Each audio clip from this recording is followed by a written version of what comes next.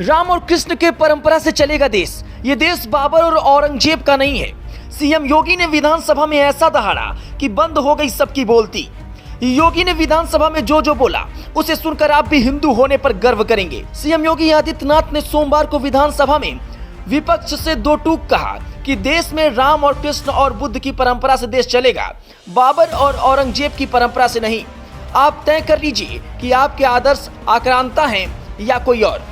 मुहर्रम या किसी अन्य त्योहार का जुलूस हिंदू मोहल्ले से मंदिर के सामने से सुरक्षित निकल जाता है, कभी कोई समस्या नहीं आती।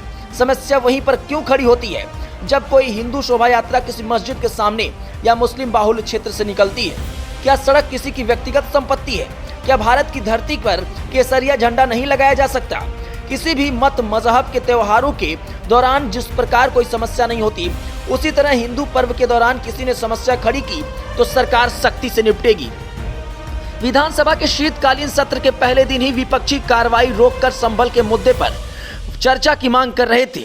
उसने सरकार पर सांप्रदायिक उन्माद फैलाने और संविधान की हत्या का आरोप लगाया।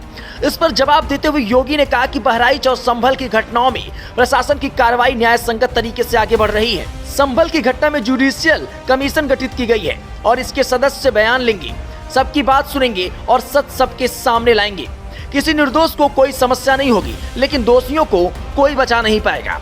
अवैध असलहे से फायरिंग करने, कट्टा लहराने, पत्थरबाजी करने और छतों पर पत्थर जमा करने जैसी वीडियो फुटेज हैं, जिनके आधार पर जांच की जा रही है। योगी ने कहा कि हम तो यही जानते हैं कि पावर कॉर्पोरेशन ही बिजली प्रबंधन देखता है, लेकिन संभल में तो मस्जिद में अवैध सब स्टेशन बनाकर कनेक्शन बांट दिए गए थे। वहां के दो मोहल्ले मीरासराय और दीपासराय में लाइन लॉस क्रमशः 78% और 82% है। ये देश के संसाधनों की लूट है।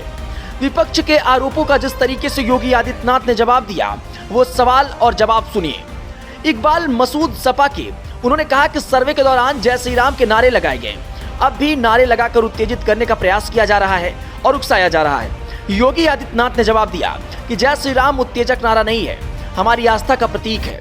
शोभा यात्रा के दौरान भजन आपको अश्लील लगते हैं, कांवड़ यात्रा में शिव भजन, दुर्गा पूजा में देवी आरती, हनुमान चालीसा का बजना अश्लील लगता है। आपको आपका मजहब नारा लगाने से रोक दे तो अच्छा लगेगा। इकबाल मसूद, कुंदरकी में वोट की लूट हुई है, मुसलमानों को वोट नहीं डालने दिया गया है। योगी की जवाब, जनता को जैसे ही आपकी फटाफट की असलियत पता चली, उसने आपको सफा चट कर दिया। कुंदरकी की जीत सनातन और संविधान की जीत है। यहाँ के लोग अपनी जड़ों को तलाश रहे हैं। आराधना मिश्रा कांग्रेस से सवाल की कि बहराइच में पर्याप्त सुरक्षा बल नहीं था, पुलिस प्रशासन की लापरवाही से दंगा हुआ, जान गई। योगी आदित्यनाथ, 4 कंपनी फोर्स वही थी, दंगा सड़क पर नहीं हुआ, घर के भीतर से गोली चलाई गई।